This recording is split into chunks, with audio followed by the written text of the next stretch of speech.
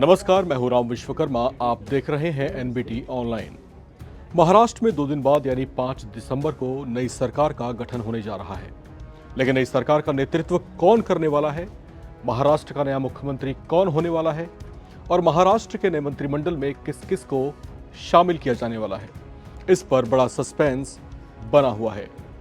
एकनाथ शिंदे नाराज बताए जा रहे हैं और एक के बाद एक महायुति गठबंधन की कई बैठकें या तो रद्द हो चुकी हैं या टाली जा चुकी हैं।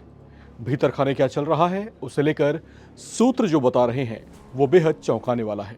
इस बीच मुख्यमंत्री पद की रेस में सबसे आगे चल रहे देवेंद्र फडणवीस की ओर से एकनाथ शिंदे को लेकर बड़ी हलचल हुई है।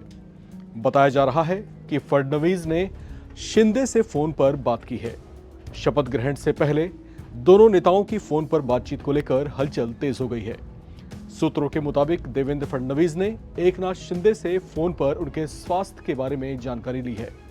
मामले से जुड़े सूत्रों ने बताया कि दोनों की बातचीत में सिर्फ शिंदे की सेहत को लेकर ही बातचीत हुई।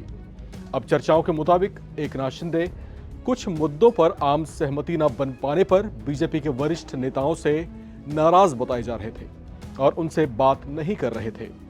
इस बीच फडणवीस और शिंदे के बीच फोन पर बातचीत महत्वपूर्ण मानी जा रही है। यह भी कहा जा रहा है कि हो सकता है कि फडणवीस ने सेहत के बहाने कथित तौर से नाराज चल रहे शिंदे तक बीजेपी आलाकमान का कोई खास संदेश पहुंचाया हो, जिसके बाद ये अटकलें लगनी शुरू हो गई कि हो सकता है कि अब उनकी नाराजगी दूर हो जाए और सरकार गठन का रास्ता साफ हो जाए। इस बीच सूत्रों के हवाले से एक बड़ा अपडेट ये भी आ रहा है कि अब की बार भी वित्त मंत्रालय अजीत पवार की एनसीपी के कोटे में चला जाए, जबकि यह भी चर्चा है कि बीजेपी किसी भी कीमत पर गृह विभाग अपने हाथ से नहीं जाने देना चाहेगी। ऐसे में शिंदे की शिवसेना के पास कौन से बड़े मंत्रालय जाएंगे और क्या वे वित्त मंत्रालय और गृह मंत्रालय न मिलने पर इस तरह का धैर्य और संतोष रख पाएंगे, इस पर भी चर्चाएं गरमाई हुई हैं। क्योंकि अब तक जो चर्चाएं जारी थीं उसके मुताबिक एकनाथ शिंदे कथित तौर से गृह मंत्रालय के अलावा अपने बेटे श्रीकांत शिंदे के लिए उप मुख्यमंत्री पद की चाहत रखे हुए थे। सूत्रों के मुताबिक इसी पर कशमकश बनी हुई थी और इसके पूरा न हो पाने पर ही शिंदे खफा बताए जा रहे थे। हालांकि ये बातें संभावनाएं और महाराष्ट्र के राजनीतिक गलियारों में जारी चर्चाओं पर ही आधारित हैं। लेकिन इस तरह की खींचतान के बीच अगर सब कुछ समय से नहीं सुलझा तो 5 दिसंबर को भी राज्य के नए मुख्यमंत्री का शपथ ग्रहण मुश्किल ही लग रहा है।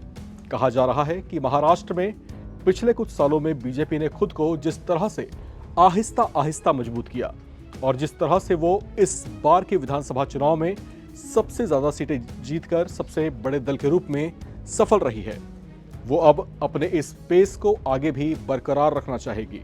इसके लिए मुख्यमंत्री पद के साथ साथ गृह मंत्रालय भी वो अपने ही पास रखना चाहेगी।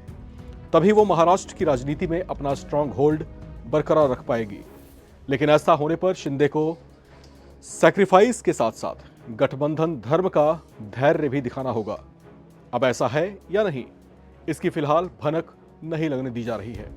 फिलहाल क्या कुछ अपडेट्स और रहते हैं और किस तरह की नई अपडेट्स महाराष्ट्र के राजनीतिक गलियारों तक आप तक पहुंच पाती है, इसके अपडेट्स लेकर हम आपके बीच हाजिर होते रहेंगे। फिलहाल आप बने रहें और देखते रहें एनबीटी ऑनलाइन।